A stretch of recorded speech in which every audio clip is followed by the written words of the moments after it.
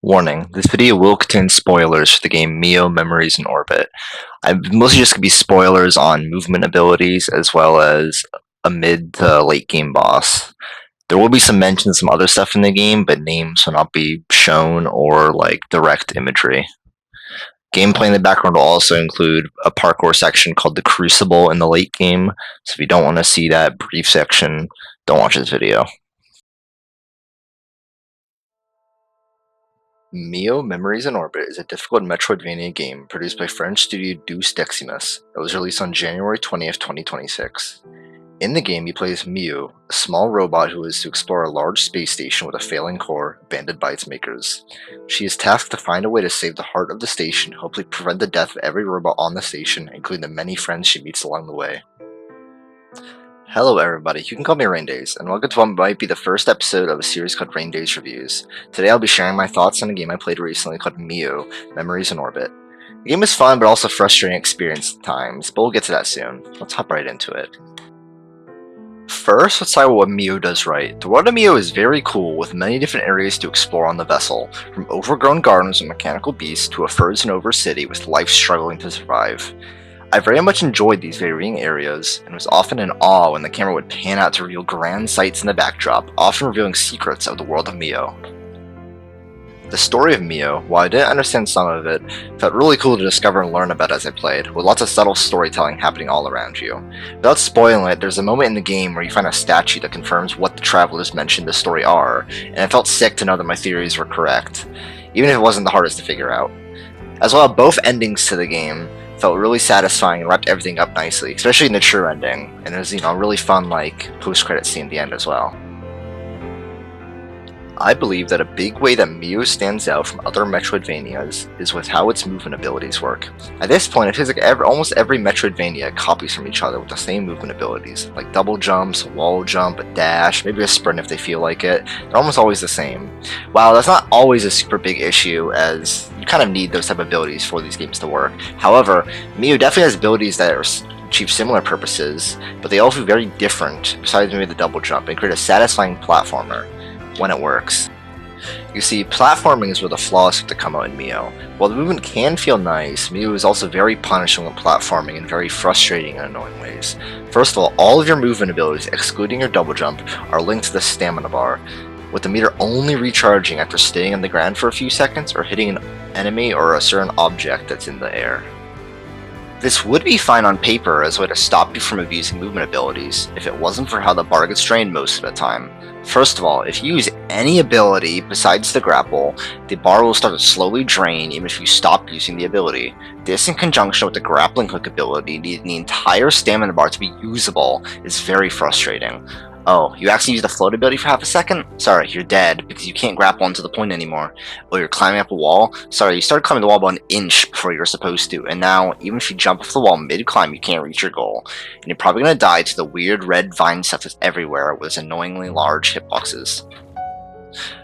Oh yeah, I should also mention, there's no way to heal in this game, besides resting at the game's equivalent of bonfires or benches, or finding these water basins that you see me respawn at close to in this clip, that unless you have a certain modifier on, which this game's equivalent of charms, you have to pay to use to heal each bar of health.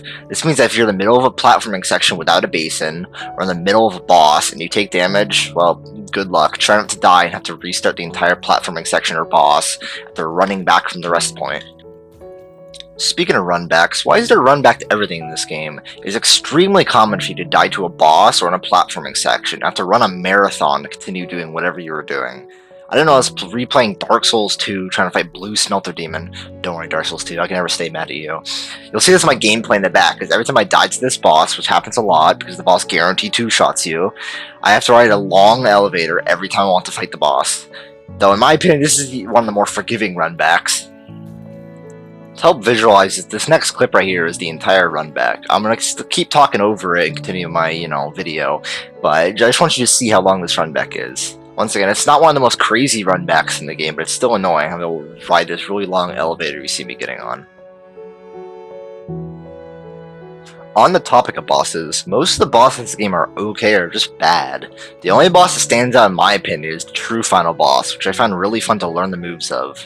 Most of the bosses in this game just felt generic or just simply frustrating, with a handful of bosses just simply being unfun and against how the game works. I really don't understand why those fights are put in the game. The biggest target of this is a boss where the entire arena is made of ice, where you slip around and it's a struggle to stop moving. This is not very fun in a game where your positioning and movement is very important in boss fights.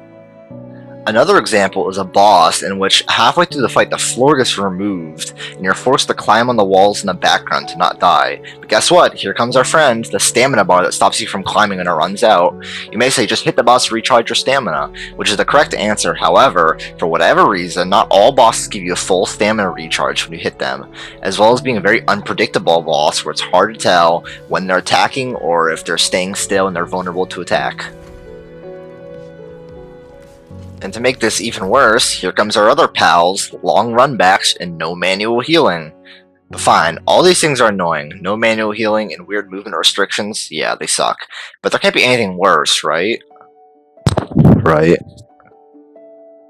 Do you like getting health upgrades in games? Do they incentivize you to explore so you can get stronger and overcome difficult challenges? Yeah?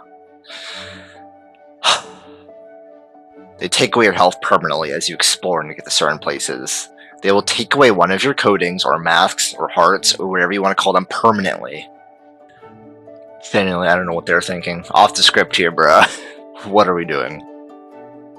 Imagine exploring, collecting 4 coating parts to get a new heart. You feel more powerful, and now you can take more hits from the boss you were struggling with. Oh, what's this cutscene? This tremor. Oh, that's gore of my heart that I just worked for being taken away. I hate the French. MIO Memories in Orbit was a fun experience, and for $20 and about 25 hours of playtime, it felt worth it. There was lots of frustrating experiences for sure, and they definitely harmed my enjoyment of the game, but I still enjoyed it. Today's ranking for RywnDaze reviews is a 6.5 out of 10. I was debating what score to give it, but it was between a 6 and a 7 in the end. Wait a minute. I hope you enjoyed this video and thank you for watching. I don't really post much. I just haven't really enjoyed like talking while we're playing a video game, but kind of I think I can keep up. So if this video does well, I'll consider making more of these. Maybe going back to streaming. I stream on Twitch. Maybe I'll link that in the description. Anyways, if you enjoyed, subscribe or don't, and maybe comment and give me feedback. I'd appreciate that. And well, see ya. Bye bye. Side note, I haven't beaten this boss yet. Help!